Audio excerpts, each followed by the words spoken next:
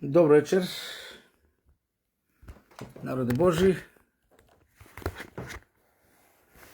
blagoslov Boži i Bog sa nama ovo večer, haleluja, amin. Slava i hvala čast Gospodu našemu, što možemo večeras da ga slavimo zdravi i živi, haleluja, amin. Samo meštamo ovu kameru, ok.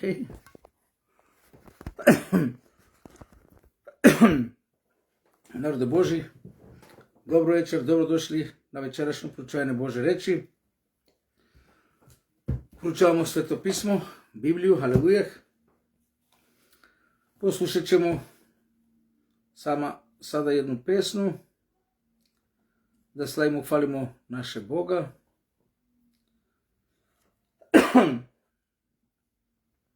Samo da je pronađem.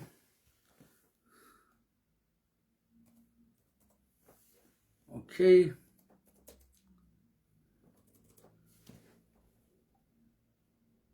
Dobro večer i svima blagoslov Boži želim. Nadam se da ste svi zdravi i živi. Haleluja, amin. Slušamo pesmu Silan Bog. Amin. Gabriel Rado, dobrodošao brate, blagoslov Boži. Evo, pustio sam jednu pesmu da se ohrabrimo zajednički. Nadam se da će se slušati. Jer moj kompjuter je jako slab moj zvuk. Nadam se da se sluša.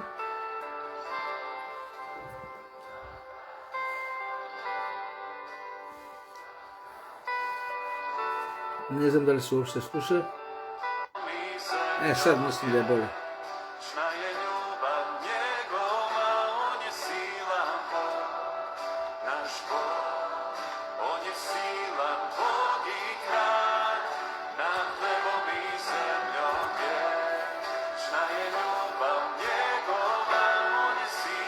Haleluja.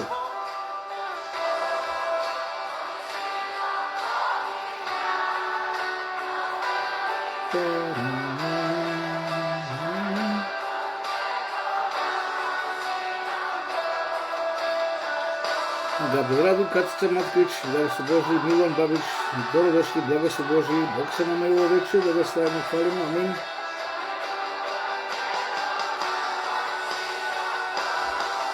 Naš Bog,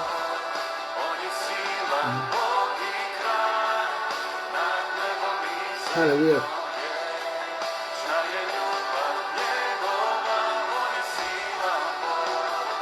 Naš Bog,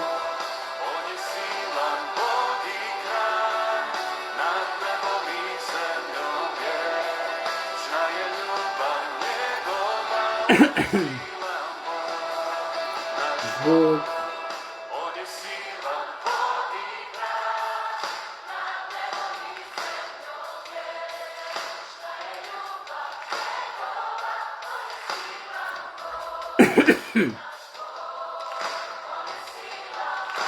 haleluja. Nadam se da slušate pesme pozadi.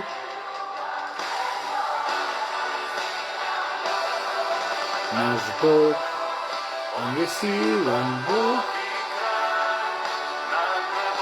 Amin.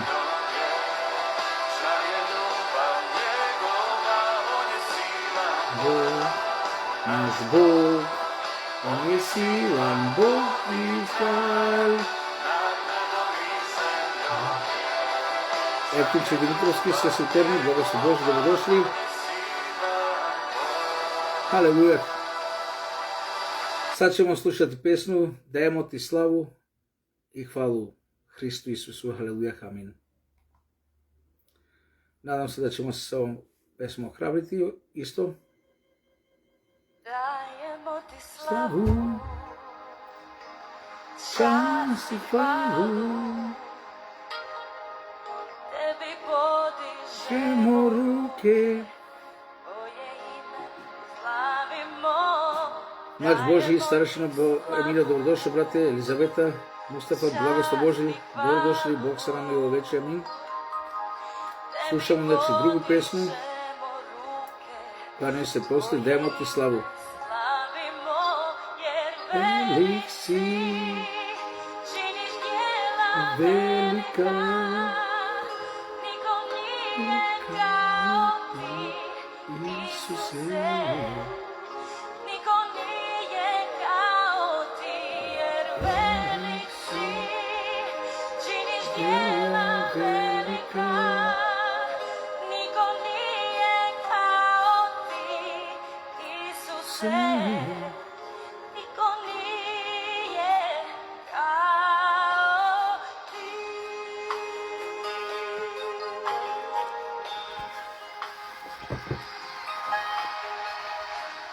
Ove dve sestre pevaju, Ivana Husar i Marija Husar. Bog da ih blagoslovi, amin. Danil Ivanov, Neven Šimac, moja čerka Kinder, Sefora, Bizunafi, blagoslov Boži, dobrodošli.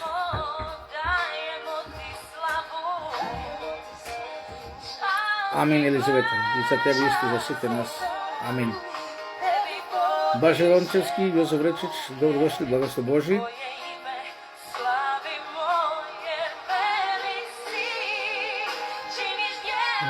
Velika. Jozo Vrečić, dobrodošli, brati. Haleluja. Slava, hvala, čast Bogu, dragi prijatelji.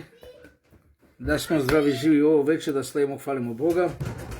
Velika je milost Božja, Bog nas je blagoslovio, znači da ga slavimo, hvalimo. Molimo se Bogu za njegovo vodstvo. Bože veliki, slavni, veličanstven, slava ti, hvala ti, čas, šta se nas blagoslovi ovo večer da budemo tvoji i s tobom i da te slavimo, hvalimo, zdravi, živi. Velika je tvoja milost, Oče naš koji si na nebesima, i slavimo te u ime Isusa Hrista za tvoju milost, izvjestiteljenje koju si napravio sa mnom, što si mi iscijelio, zdravio i vratio u život ponovo. U Isusu Hristu te slavimo, Bože, i blagoslovi nas da budemo tvoji služitelji, tvoje sluge, tvoja deca, u Isusu Hristu, našem Gospodu i Spastelju, Jehova Bog, haleluja, amin. Osana tebi, Bože naš, pradavni, amin. Narode Bože, dobrodošli. Nadam se da ste svi zdravo i živo. Bog me je spasio najvjerojatno od smrti, najvjerojatno, ne mogu reći najvjerojatno, nego to je 100% da mislim da je tako, dragi moji, jer mislim da sam osjetio smrt ove sedmice što je prošla. Bio sam jako bolestan od ponedjeljka do četvrtka, 4 dana. 2 dana sam bio u bolnicu, u urgentnu, znači, odjeljenju hitnu. Odvesli me sa brza pomoć. Nikad nisam u životu imao visok pritisak, jer veoma pazim na ishranu i na piće i na sve. Nikad nisam imao šećera, jer pazim, znači, na zdravu hranu i te stvari.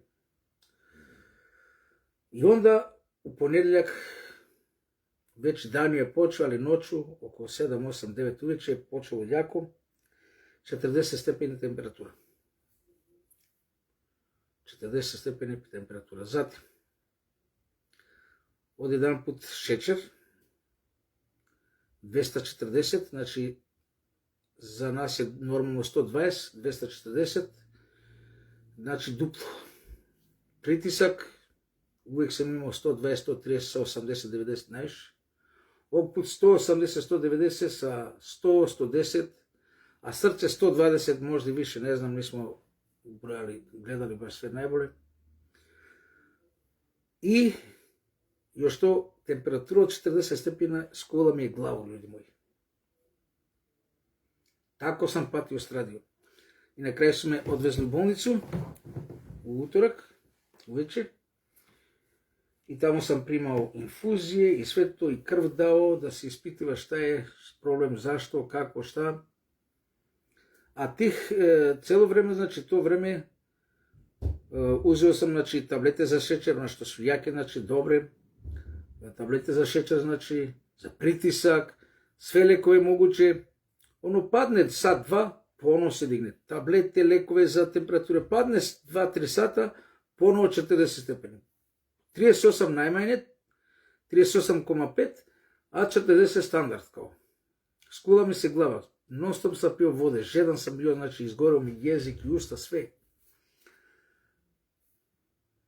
I zatim u bolnicu sa infuzijama, bilo mi je naravno mnogo lakše, ali ponovo, taman završi infuziju, to ponovo, poslije sat dva, ponovo isto.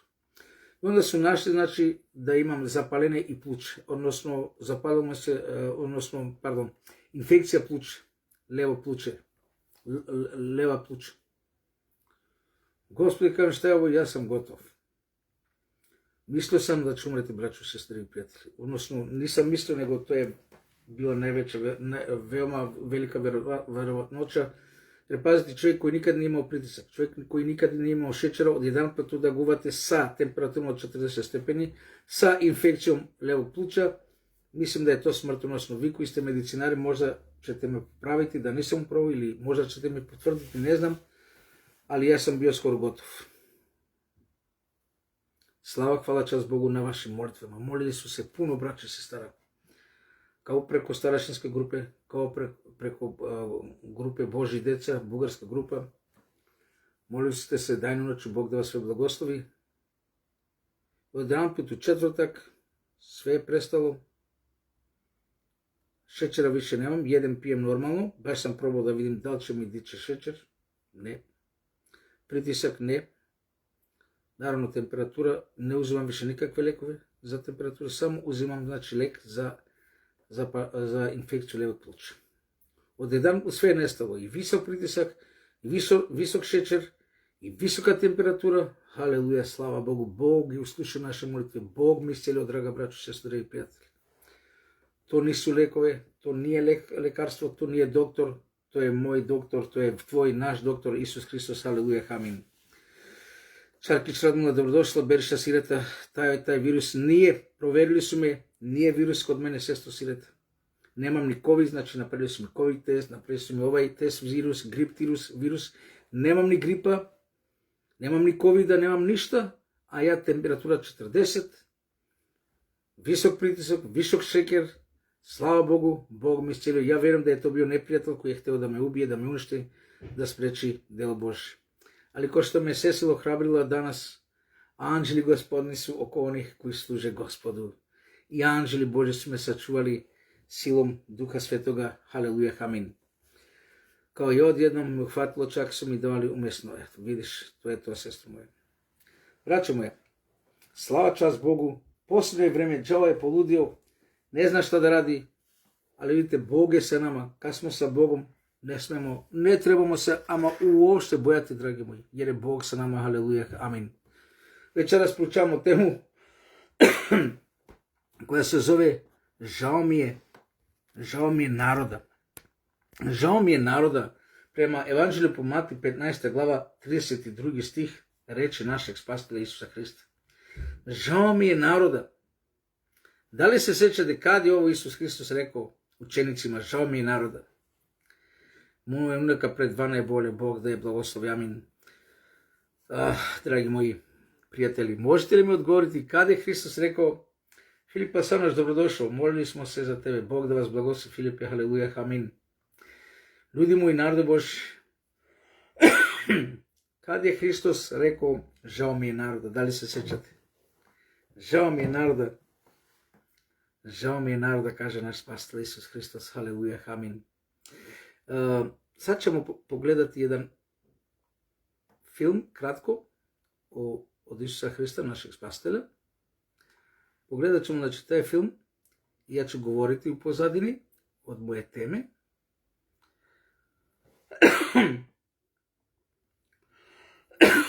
Došlo mi je kašljanje posle svega, ali nije ovo strašno kašljanje, vlada neka alergija. Dragi moji prijatelji, sjećate se kad su se skupili tamo na gori, kada je Hristos propovedao cijeli dan, došlo je mnoštvo naroda, nekoliko hiljada ljudi su bili, žene, deca, odrasli muškarci, naroda, svi su slušali spasitelja našeg Hrista Isusa, dragi moji. Evo, sjećate se kako je to bilo, znači učenici sada gledaju i kažu spasitelju, rabi, ovdje ima puno naroda, cijeli dan su, prošle već 10-12 sata kako sa nama, valjda su gladni, da ih otpustimo da idu na vreme da si nabavaju hranu. I onda sjećate se šta je Isus rekao. Žao mi je naroda, sjećate se, ovdje Isus rekao, Matej 15. glava 32. stih, žao mi je naroda. I da li se sjećate šta je Isus zapovedio? Pazite, zapovedio učenicima, dragi moji. Zapovedio učenicima, šta je zapovedio? Da li se sjećate? Dajte im vi da jedu. A oni šta kažu? Ovdje nemamo ništa osim 5 hlebova i 2 ribe. Ovdje nemamo ništa osim 5 hleba i 2 ribe. I šta kaže Hristos? Dajte meni to da blagoslovim, da molim Oca Nebeskoga i svi će se nasititi. A vi dajte im da jedete. Vi im dajte da jedu. Apostolima ovo je bilo apsurdno, ali dragi moji, eto, vidite, oni su poslušali, uzeli te prazne košnice i braćo moji, sestre moji, dragi prijatelji, ajde da pogledamo ovaj veličanstveni događaj sa nekoliko riba i nekoliko hlebava da se nahrani preko 5-6, možda 10.000 ljudi. Peđa Kostić, Golubar, blagoslov Božji, dobrodošao. I vidite sad odjedanput šta se dešava, ljudi moji. Korpe pune, nikako da se prazne, samo izađu ribe, samo izađu hlebovi. Prijatelji moji, narode Božji, i to pečene ribe, spremne za jelo. Šta je Isus rekao? Dajte im vi da jedu. Šta je pred toga rekao? Žao mi je naroda. Žao mi je naroda, kaže Hristos, i onda kaže dajte im vi da jedu. Dajte im vi da oni imaju šta jesti. Prijatelji moji, narode Božji, to znači da dajte im reč Bože da se hrane Duhom Svetim. Amin. Haleluja, sireta, Bog te vodi, haleluja, to je istina, to je cilj naše večerašnje propovedi. Prijatelji moji, dajte im vi da jedu. Dajte ovom gladnom svijetu da jede Hrista Isusa, da jedu telo i krv Hristovu, da dobiju spasenje.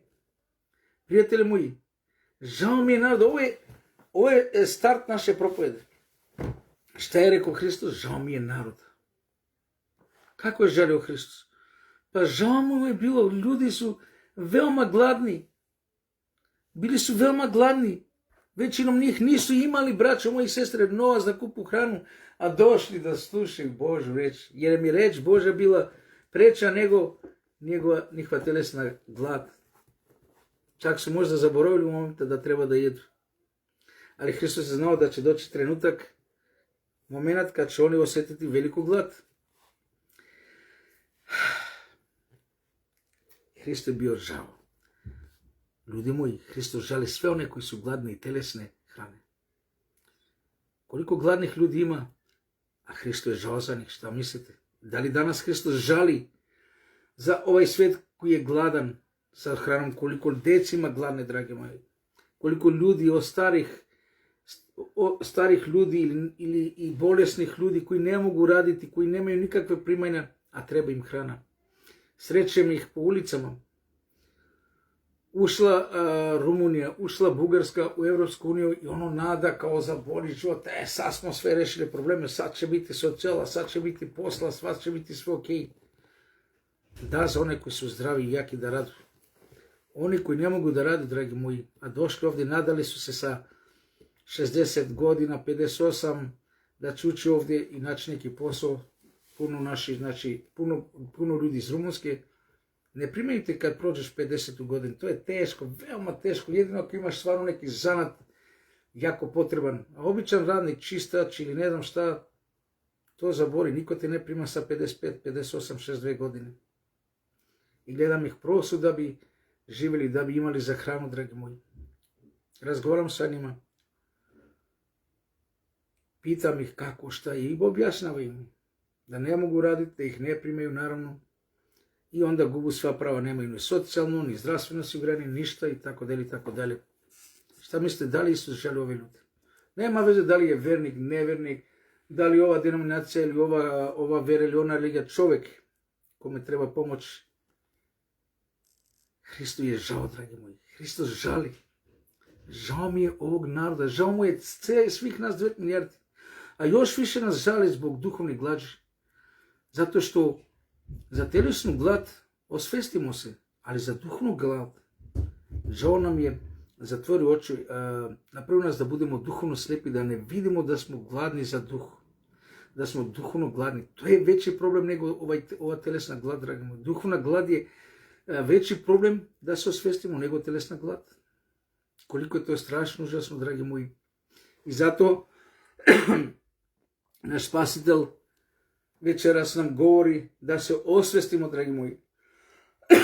Oprostite mi, da se osvestimo da nam je potrebna duhovna glad, da smo duhovno gladni i da mi kao učenici Hristovi poslušamo njegovu zapovest da idemo da dajemo hranu ljudima, da ih upoznamo sa reči. Moj narod je stradao zbog neznanja, tako Jeremija kaže, tako u Jeremiji. Miki Merem, dobrodošao, brate, blagoslov Božji. Gladni su ljudi za Božju reč, gladni su ljudi za znanje istine, ne znaju. I Hristos nam večera svima kaže, idite i dajte im vi da jedu. Nudimo li ljudima reč Božju? Nudili mu ljudima duhovnu hranu? Svima kažem ovo večeras da se ohrabrite, osnažite.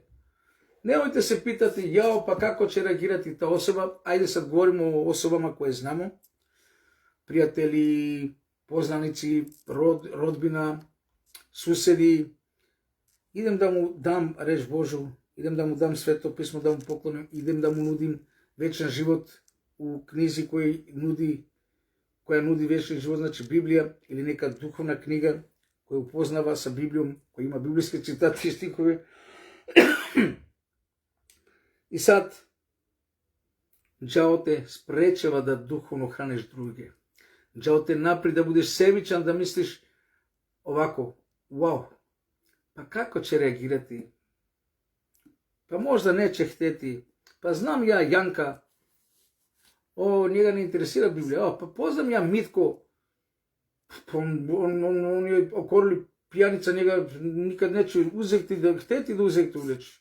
I onda nas ta sebičnost u koju nas Satana ubaci, ta sramota sa svi će mi se smijati, Biblijaš vidi ga, on sad se pravi pametan, pravi se neki propovednik, glumi nekog evanđelistu tamo, nekog čovjeka koji propoveda, smijat će mi se, izigravat će me. To su satanine zamke, dragi moji. To su satanine zamke.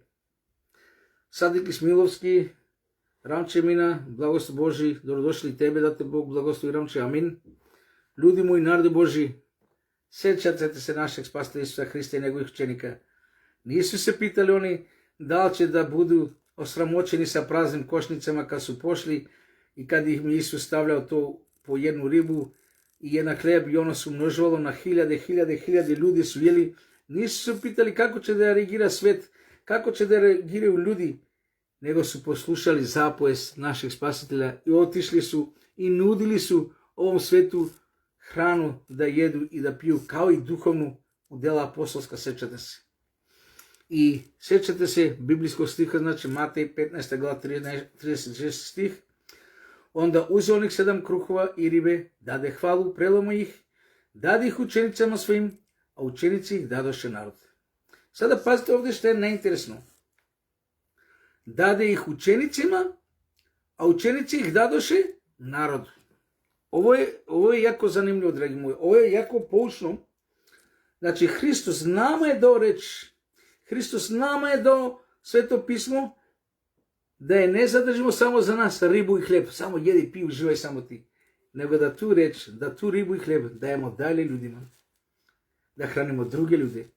Da upoznamo drugi svet sa ovom rečom koji je ne poznaje, koji je ne čini, koji je prezira možda. Braćo moji, sestre moje, dade njima, oni dadoše narodu. To smo mi, draga braćo, sestre, prijatelji, koji znamo Sveto pismo, koji imamo Sveto pismo. To je veliki problem svih hrišćana koji kažu da su hrišćani ili biblijaša, a ne mare, znači, za ovaj svet. Misle, Isus Hristos je dao tačno svakome koji je tražio hljeb. Tako je, dragi moji prijatelji, narode Božji. Sa Cecil, koja je imala na hiljade i hiljade knjige u svom magazinu, smo podelili sve te knjige, dragi moji. Cecil, sestra Cecil, nije dozvolila da te knjige ostanu tamo sa decenijama kod nju, da ima za rezervu, da ih čuva, pa jednog dana će dati neko. Pa ljudi moji, kad imamo pun magazin duhovnih knjiga, kad imamo magazin pun Biblije, stoje jedan mjesec, godinu dana, 3 godine, odgovarat ćete pred Bogom. Pogotovo vi koji ste odgovorni za tu literaturu, za duhovnu literaturu po crkvama, po zajednicama. Magazini su vam puni. Znate šta je jedan propovednik rekao? Slušajte, jedna naša sestra znači htjela da tamo stavimo neke knjige za evangelizacije. Kaže, mi nemamo više mjesta, kaže, mi nemamo pare za kiriju, za drugi magazin da nabavimo. Pa čekaj malo, brate moji, pa koliko god ne čuvaš ti taj magazin sa kirijom i plaćaš kiriju za knjige koji propadaju u magazinu mjesto da vidu beli dan, da vidu belo sunce, dragi moji. Zašto se štampa reč Božja? Zašto se štampaju knjige koje poznaju sa Bogom? Da sedu magazine po 5 godina, 10, 20 godina i onda da istrunu, da uvate vlagu i da ih bacite? Odgovarat ćemo pred Bogom, dragi moji. To treba da se deli besplatno ljudima. Hristovi apostoli su besplatno delili ribe i hleb. Hristovi apostoli su u dela apostolska besplatno delili reč Hrista Isusa ljudima. Jel se nadamo da će to umnožavati? Jel se nadamo da će, dobro, kaj možda oni ne misle za svoj džep, nego kao eto, ta knjiga će doneti drugu knjigu da se štampa, da se vrti. Pa ne vrti se kad je u magazinu sakrivena, čovječe Bož. Osvesti se, odgovarat ćeš jednog dana pred Bogom. Veli, zašto baš riba dao Isusa, a ne drugu jelu? Nisam razmišljao, Ramče, ako znaš, daj nam odgovor, molim te. Mika kaže, ništa nije bilo slučajno, hljeb i riba imao je malo dete. Isus to je znao. I zato učenici su rekli, učitelji, da ostavimo naroda da idu jer nemaju šta da idu. Isus reče, dajte im vi. Oni su rekli, nemamo. Oprostite, znači, kaštam valjda neka alergija, ne znam. Braćo moji, sestre moji, prijatelji moji, vidite li, svet propada u duhovnoj gladi, u duhovnoj suši, u duhovnoj krizi. Mi imamo magazine, pune knjige, sedu, plaćamo plus kiriju za te magazine, a ne delimo narod. Možda je problem zato što nema ko da deli. Možda je problem zato što nemamo hrabrosti da idemo da delimo narod. Samo štampamo i stavljamo na stranu. Ljudi moji, da li će te knjige izgoriti kad bude došao Hristos? Velika odgovornost, ljudi moji, strašno teško onome ko te knjige stavlja i čuva tamo. Svaka knjiga koja dođe ne treba više od godinu dana da stoji po magazinima, nego što majne i da se da. Ne treba da se čuva kao ono rezerve da imamo za propovedanje. To je laž, to je samoobmana, dragi moji, to nas đavo laže, to je satanina zamka. Čuvajte knjige, nemojte da budete tako glupi, da delite šakom i kapom i da oni će to pobacati, ono će to izgoriti. Slušajte, mi smo dužni da damo. A svako će odgovarati pred Bogom da li je to izgorilo ili bacio u đubre ili pocepao. Neće imati opravdanje u dan suda, jel tako? To je nego odgovorno sa naše da mi nudimo da damo. Eto odgovor, jer samo dete imao rebi i hlibe. Prijatelji moji, narodi Boži, anđeli Boži nam kažu to je put. Idi deli, ustani, nemoj da čekaš, deli Božju reč, svedoči, propovedaj, daj ljudima Biblije, daj ljudima hranu duhovne knjige koji ih imamo na stotine, na hiljade, nudi ljudima život večni, a Satan se s druge strane nas sprečava. Pa gdje će sada ti da se praviš pametan, svi glupi ti pametan, pa vidi svi sedu u kuću, živaju Исус е символ риба водолиен. Тој е цар жив, амин, Евтимчо. Сатан нас убеđuje sa svojim zamkama, sa svojim klopkama, da mi nismo sposobni da hranimo narod, da mi nismo sposobni da upoznamo ljude sa rečju Božjom, da mi nismo sposobni propojenici jer nemamo obrazovanje, nemamo teološki fakultet, nemamo neku višu školu, pa nemamo možda srednju, pa nemamo čak možda i osnovnu, pa mi smo polupismeni, ne znam šta, pa ima za to ljudi koji su plaćeni, za ljudi koji su za to završili školu, oni su za to kompetentni kao ljudi moji, to su satanine zamke s kojima nas sprečava satana da propovedamo slovo Bože, Božu reč. I zato večeras Hristos kuca na naša vrata, Otkrivenje 3.20 kaže ovako, evo na vratima stojim kucam. Evo na vratima stojim i kucam. Poslušali tko glas moj, otvori mu vrata, ući ćemo k njemu i večerati s njim i on sa mnom. Prijatelji moji, narode Božji, Hristos večera na vrata, kuca na vrata tvoga srca. Kuca na vrata tvoga srca da nosiš ljudima duhovnu hranu. Kad mi je Cecil ponudila još prošle godine 4 ili 5 hiljada knjiga, ne znam se, Put Hristo, Velika borba, ona je svedok, večera se tu sa nama. Ja nisam razmišljao da li ili ne, ovdje su Francuzi, pa sve su ateisti. Pazite, Francuska je katolička zemlja, ali u stvari na prvo mjesto ona je ateistička zemlja. Znači, Francuska zemlja je neverna zemlja Bogu. Još od revolucije Napoleon Bonaparta, 1700 i tamo koje beše 98. Od tada je veći dio stanovništva u Francuskoj ateisti. Za njih je odvratno kad spomeneš religio, pa čak možete i uhapsiti i sve. Ovdje nije baš kao verska sloboda, da znate. Ne vole baš veru ovdje u Francusku, verujte mi. Ali ja nisam razmišljao to, čekaj, možda će mi uhapsiti. Plus ona knjiga koju smo imali, znači, pazite, Put Hristo, 3 knjige, Put Hristo, Velika borba i ovdje na francuski jezik direktno i velikim slovima piše, sa crvenim slovima, Kriminali Vatikan. Kod nas se zove Vatikanski ubice. Znači, Kriminali Vatikana. I to još odaleko kad gleda, Cecil zna, znači, možete policiju uhapsiti, čekaj, ti si verski, znači, širiš versku netrpeljivost, omrazu, ovo, znate, možeš ići u zatvor, ovdje je lako u Francuskoj, verujte mi, veoma lako si idu za zatvor za sitnice. Ja nisam o tome razmišljao. Uzeo sam knjige, išao od kuće do kuće i delili smo ljudima, haleluja, sa mojim unukom, Bog da je blagoslovi Amelija. Prijatelji moji, eto je Cecil napisala nešto, 1700, da, tako je sestro. To je sestra, znači, koja je dala te knjige i ove godine što smo dali, slava čast Bogu, slava čast Bogu, haleluja, amin, amin. Prijatelji moji, nudimo i dajmo ljudima duhovnu hranu, duhovne knjige, Bibliju, koliko god je moguće, koliko god se snađemo, koliko god nađemo, znači besplatno i dajmo ljudima dok ima verske slobode još uvijek. Dok još uvijek možemo propovedati i svjedočiti, jer će doći dan kada neće moći. Zato Isus kuca večeras na vrata srca našega da to uradimo. Prijatelji moji, narod Božji, kao nikad ranije gazi se i lomi se Božji zakon 10 svetih zapovesti. Kao nikad ranije čovječanstvo je postalo idolopoklonstvo na broj 1. Ovi naši mobilni telefoni sa internet postali su stvarno idolopoklonstvo. Kao nikad ranije čovječanstvo čini preljube. Kao nikad ranije čovječanstvo je prihvatilo da bude Sodomija i Gomorija, znate, znači živjeli muškarce sa muškarce, žena sa žena, to je još strašnije nego ona klasična preljuba. Kao nikada ranije, znači, gazi se Božji zakon.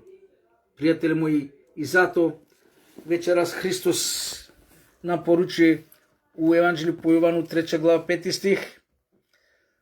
Isus odgovori, zaista kažem ti, ako se tko nanovo ne rodi vodom i duhom, ne može ući u kraljestvo Božje. Ako se tko nanovo ne rodi, znači duhom i vodom, on ne može ući u kraljestvo Božje.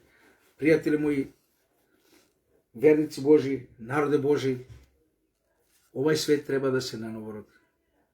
I mi hrišćani, biblijaši, i muslimani, i ateisti, svi treba da se nanovo rodimo. Koje je to nanovo rođeno? Pa da dozvolimo Božjemu duhu da živi u nama i da nas vodi i upravlja sa nama, dragi moji. Da Duh Sveti nas nanovo rodi, da on živi u nama, da istera Satanu od nas. Jer u ovaj svet živi Satan, u sve ljude sveta živi Satana i zato gaze Božji zakon, i zato čine preljubu, i zato se rasturaju brakovi, i zato ima ubistvo, i zato ima ratova, i zato ima stradane i bede i patnje i gladi i svega, i drage braće i sestre i prijatelji. Zašto što čovjek gazi Božji zakon, zašto što čovjek gazi Božju volju, ne mari za Boga. Vramči kaže, Miki, brati, Mojsije je hranio ljude i to pečene jerevice, zar mi imamo sumnje da Bog može sve? Nemamo, brate, tako. Adriana Nikolova, dobro dojde, blagoslov Božji. Prijatelji moji, narod Božji, zapamtite da i svetu i nama treba nanovo rođene. Prema Jovan 3.5. Mi trebamo biti, naše oči trebaju biti kao ovom slepcu što je Hristos namazao sa blatom, da budu namazane sa Hristovom krvlju, dragi moji. Hristova krv na našim očima, da progledamo duhovno, jer smo oslepili duhovno, pogotovo mi koji nazovu biblijaško, nazovu hrišćani, koji verujemo u Sveto pismo, u Bibliju. Oslepili smo duhovno, dragi moji. Prema Otkrivene, sjećate se. Misliš da si bogat, Otkrivene 3. glava, da si duhovan, da si snažan, a ne znaš da si go i siromašni, slep. Većinom ljudi koji verujemo u Bibliju postali smo duhovno slepi, dragi moji. Zato što smo zaboravili da druge duhovne gladnike nahranimo reč Božem. Sebičnost je hraniti sam sebe, dragi moji. Trebamo početi krenuti hraniti i druge ljude. Potrudimo se, dragi moji, nemamo opravdanja, da znate. I sada molimo se Bogu, dragi moji. Molimo se Bogu sada svi zajedno. Jehova Hriste, Isuse, spastelju naš, pomazi nas tvojim duhom da ti služimo, a ne samo da verujemo. Ponovite za mnom ovu kratku molitvu, dragi moji. Jehova Hriste, Isuse, pomazi nas tvojim duhom da ti služimo, a ne samo da verujemo. Pomazi nas tvojim duhom da ti služimo, a ne samo da ti verujemo. Isuse Hriste, Jehova, spastelju naš. Amin. Haleluja, amin. Lodik, ja slepa, to smo mi, to je velika istina, dragi moji. Prijatelji moji, narod Božji, sad ćemo slušati još jednu pesmu, na kratko, da slavimo i hvalimo Boga, da se ohrabrimo. Poslušajmo ovu pesmu.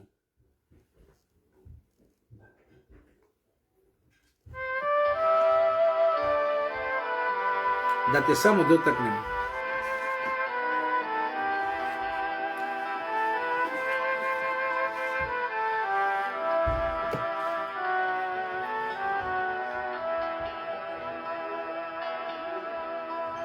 Sjedim do tvojih nogu, glave pognute,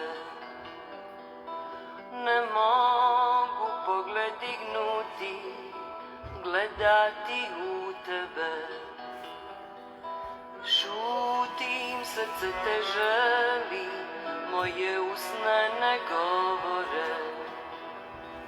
Znaš sve moje misli, sve moje molitve, da te samo dotaknem i dodirnem ti haljine. Moje srce bilo bi cijelo, svega ne bi nestale, da te samo dotaknem i dodirnem ti haljine. Moje srce bilo bi cijelo, da te samo dotaknem.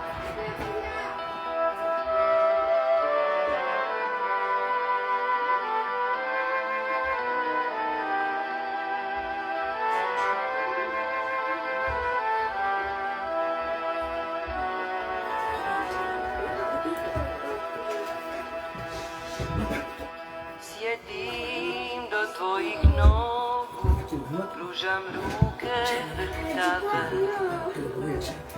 suze polako klize niz moje obraze, da te samo dotaknem i dodirnem ti haljine.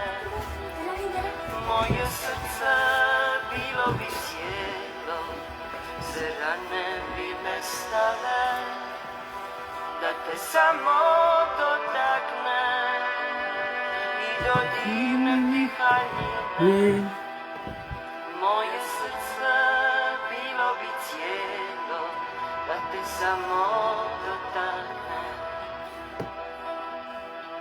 Halleluja.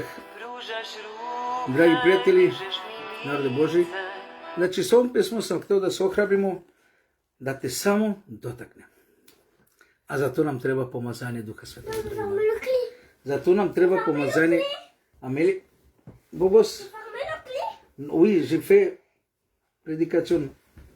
Znači, dragi prijatelji, Zoran Zekić, dobro došao, brate. Idemo sa našom propovedom, imamo još malo da proučavamo Božju reč. Znači, mi trebamo tražiti svaki dan, ne jedan put, svaki dan pomazanje Duha Božega, da bi šta? Da bi mogli da svedočimo ljudima, da propovedamo ljudima. Dosta je bilo sada i na kući, dragi moji. Dosta je bilo sebičnosti samo za nas da živimo i da mislimo. Ajde, setimo se prvih vernika. Setimo se prvih vernika. Kaina i Avela, rođena braća od jedne majke i jednog oca. Setimo se, znači, njih. Šta se dešavalo?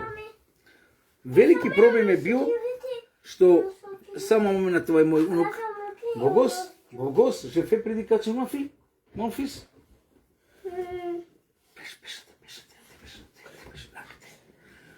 Sjećate se, znači, njih dvoje, pardon, pomešao sam sliku, moj unuk me je pipnuo i pomešao sam sliku, ok.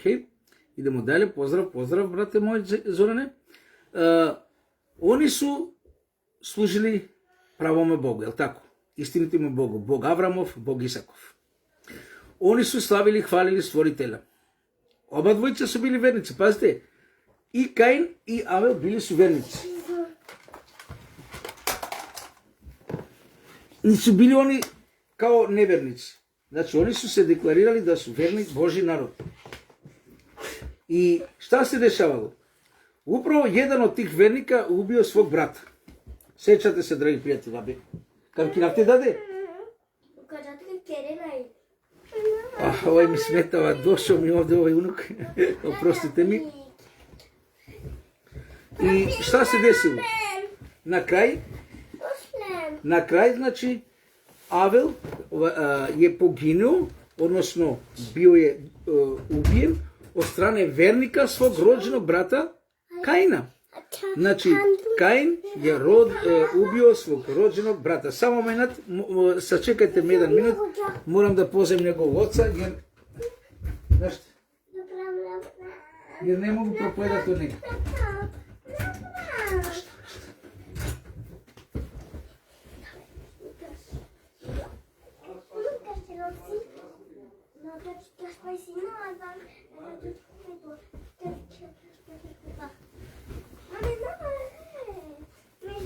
Ok, sad će doći otac njegov i sredite ga.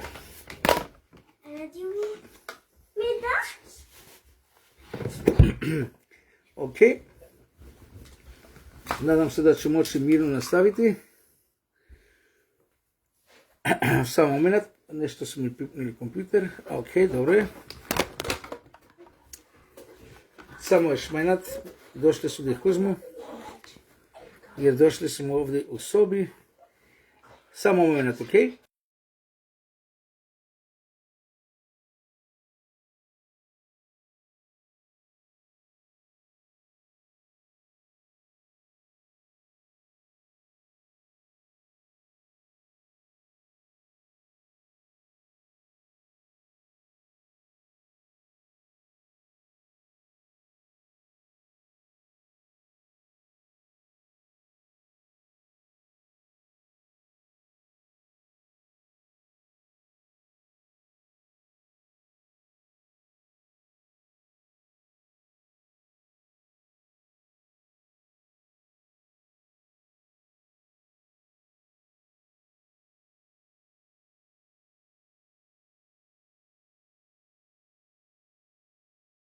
Ok, došli su njihovi roditelji i sredili svih, uzeli svih. Nažalost, šta da radimo, đavo nas umetavo, prostite mi, dragi moji, nije bilo namjerno, znači. Ok, idemo dalje sa našom temom.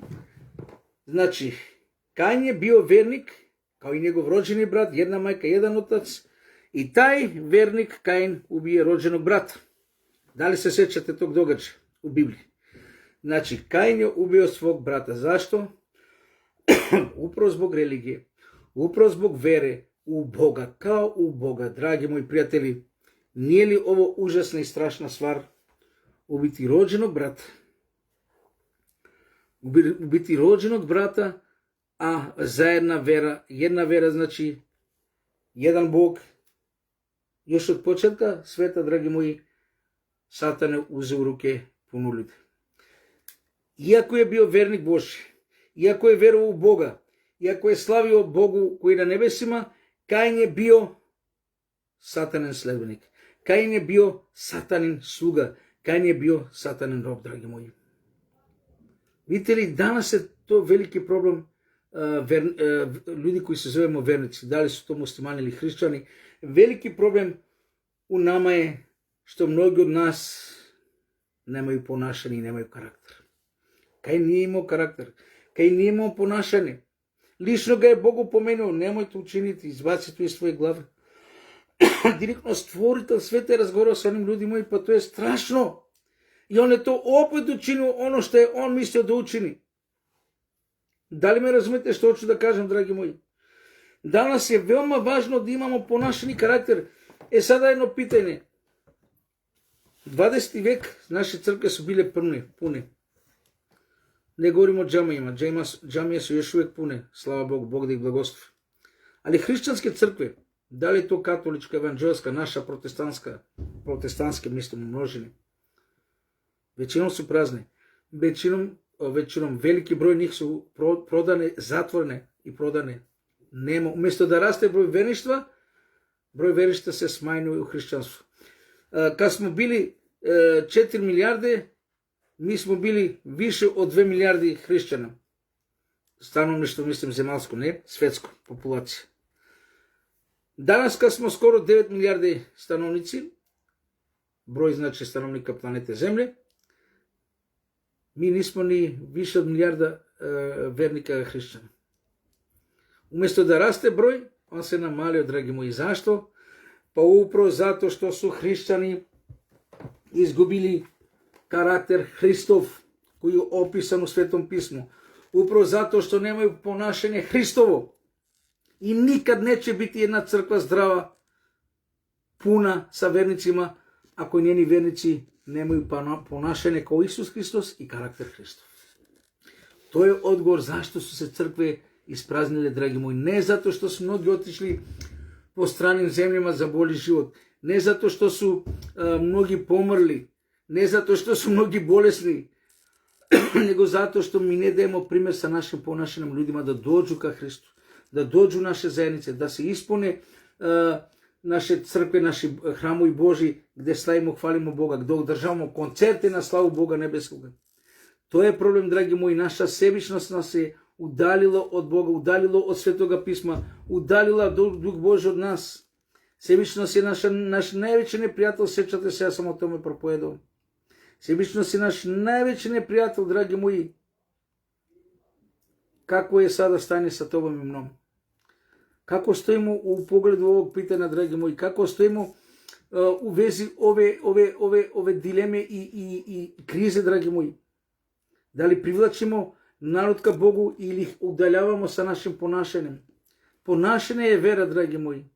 Da, vernik je onaj koji se ponaša kao Isus Hristos, a nevernik je onaj koji se ponaša kao Satana, kao što je to bilo sa vernikom Kainom. Kain je bio vernik, ali nije imao ponašanje Hrista Isusa, nego ponašanje Lucifera. Karakter. Kakav je tvoj karakter i ponašanje, brate moji? Da li ljude približavaš ka Bogu ili ih udaljavaš od Boga? To je veoma strašna stvar, dragi moji. To je veoma veliko pitanje za večeras i zato razmisli šta ćeš učiniti, prijatelji moji. Biran Mamutov, blagoslov Bože, brate, dobrodošao. Prijatelji moji, Hristos nam nudi život večen, a neprijatelj Satana želi da ga nam oduzme, želi da nas odnese u večnu propast. Sve zavisi od nas da li nam je žao naroda. Sećate se, ova propovijed se zove Žao mi je naroda Hristove reči i Sebastian Sebo Vučić, blagoslov Bože, brate, dobrodošao. I nama je večeras uputo ovo pitano, žao li nam je naroda? Vidite koja divna porodica koja čeka Hristov dolazak. Žao li nam li ovog naroda koji propada u večnu propast, dragi moji prijatelji moji? Zato dođemo ka Hristu, padnemo na kolena pred njim i tražimo oproste što nam nije bio žao naroda do sada, što nismo žalili svet oko nas, što nismo žalili duše koji propadaju u večnu propast oko nas i zatražimo pomilovanje i isceljenje Duha Svetoga da se ispunimo, da postanemo njegovi propovednici, njegovi objavitelji, njegovi sledbenici, njegovi svedoci. Haleluja, točno Isus je dao hleb, no pitanje da li danesni hrišćani daju hleba ako nekome treba. To je veliko pitanje, tako je, brate moji. To je strašno užasno. I za večeras posljednje vesti, znači, koji trebamo objavljivati, troanđelska vest, trostruka anđelska vest, prva, druga i treća, znači Otkrivenje 14, 7, 8 i 9. Slušajte Božju poruku za večeras, dragi moji. I govaraše velikom glasom. Ovo je znači prva anđelska vest. Bojte se Boga i dajte mu slavu, jer je došao čas suda njegova, i poklonite se onome koji je stvorio nebo i zemlju i more i izvore vodine. Ovu vest trebamo objaviti ja i ti, braćo moje. Ovaj prvi anđel smo ja i ti. Da kažemo narodu, da objavimo narodu da se boji Boga, jer ovaj narod se ne boji Boga, dragi prijatelji moji. Drugu vest koju trebamo objavljivati je znači Otkrivenje 14.8 i drugi anđel za njim ide govoreći, pade Vavilon veliki, koji je žestikom vinom bluda svoga napajao sve narode. Trebamo objaviti znači pravu vest, trebamo objaviti da je Vavilon otpalo hrišćanstvo, otpali protestantizam, otpali Vatikan, Rimokatolička crkva, otpalo pravoslavlje, celokupno hrišćanstvo otpalo, dragi moji, i da to objavimo da je pao, da je to sve Vavilon, dragi moji, jer su pomiješali istinu sa zabludom. I treća anđelska vest, Otkrivenje 14.9, i treći anđel za njim ide govoreći glasom veliko. Ovo je strašno sada, dragi moji. Ako se ko pokloni zveri i kipu njezinim i primi žig na čelo svoje ili na ruku svoji, on će znači otići u večnu propast. Prijatelji moji, ovo je to što trebamo danas propovedati ja i ti. Ovo je to danas što moramo ljudima govoriti, da se boje Boga, da slave Boga, da mu se poklone, da izađu iz Vavilona, iz lažnih doktrina, iz lažnog učenja i lažnog ubeđenja, da je sve u redu, da ćemo svi biti spašeni takvi kakvi što smo, nema potrebe od promjene, mi smo spašeni milošću i gotovo, nema potrebe mi da se borimo, da pobedimo naše slabosti, naše želje, naše poroke. Uživaj kakvi, ti živi kako hoćeš, gotovo je, Hristos te otkupio. Dragi moji, to je velika laž. Mi moramo da se nanovo rodimo. Šta znači nanovo rođeni? Pa nisi visi onaj stari, onaj znači koji ima poreke, koji ima zablude, koji ima telesne želje, koji užao u porocima, u željama, nego si nanovo rođen, bori se da ne činiš to silom Duha Svetoga. I onda nas osuđuju kao mi smo zakonnici, kao mi ljudi moji, 10 zapovesti su Bože zapovesti, nisam ih ja pisao. Ko je pisao 10 zapovesti? Mojsije ili Bog? Pa sam Bog svojim prstim, da napravi razliku od drugih zakona. Mojsije je pisao sve druge zakone, 10 zapovesti pisao sam Jehova Bog koji na nebesima, haleluja. I sad ti kaži nešto protiv zakona Božeg. Prijatelji moji, narode Boži, još malo vremena ima, ko što kaže Otkrivenje 10. glava 16 stih, neće više biti vremena. Nema više vremena, dragi moji, zato počnimo da hranimo duhovnom hranom ovaj svet, a i sami nas. Počnimo slaviti i hvaliti Boga koji na nebesima, jer vremena više nema. Prijatelji moji, narode Boži, molimo se Bogu, Oče naš koji si na nebesima, vremena više nema. Ali mi nismo svesni Bože. Mislimo još će da ide ovaj život još 20, 50, 100, 200 godina, 1000 godina. Mislimo da ćemo umreti, ostaviti koste na ovoj zemlji, a ti nećeš doći još dugo vremena. Ne, Gospode, prema znacima koji si nam pokazao, prema znacima koji si prorekao u Isusu Hristu. A koji čitamo iz tvoje reči Svetoga pisma Biblija, mi vidimo i znamo da se tvoj dolazak približio, Bože, i zato nas pripremi silom Duha Svetoga. Zato nas napravi da budemo nesebični, da delimo duhovnu hranu ljudima, da te upoznaju, Gospodu, da budu spašene duše oko nas. Daj nam nesebičnosti, daj nam ljubav prema dušama koji idu u večnu propast, da im objavimo evanđelje, da im nudimo duhovnu hranu. Zato nas pomaži silom Duha Svetoga, mi nismo sposobni, sposobi nas tvojim duhom da to činimo i da te slavimo, hvalimo u Isusu Hristu, Bože naš. Blagoslovu ovog leta, cijela sezona, da propovedamo, evangeliziramo, Bože, kao staršinska grupa, kao što smo to činili svake godine. Blagoslovi i otvori nam put i maj, i juni, i juli, i avgust, pa i deo septembar, da propovedamo, svedočimo, evangeliziramo, Bože. Blagoslovi nas da to doživimo. Molimo te u Isusu Hristu. Haleluja. Amin, amin, amin. Slati Bože naš, amin. Slava, hvala, čast Bogu, dragi prijatelji, što smo mogli proučavati večeras njegovu reč, što smo mogli da ga slavimo, hvalimo. Nadam se da ste razumeli da je Hristos žao svih nas, da je Hristos žao naroda koji propada bez znanja, bez duhovne hrane. I mi kao učenici, znači Isus dade njima, učenicima, a učenici dadoše ljudima. Budimo Hristu učenici time što ćemo dati ljudima duhovnu hranu. Ako ne damo, onda zapitajmo se da li smo Hristu učenici, jer to je Isus i nama zapovedio. Matej 28, 19, 20, Marko 16 glava, šta kaže? Idite i propovedate svakom stvorenom. Propovedajte svakom čovjeku.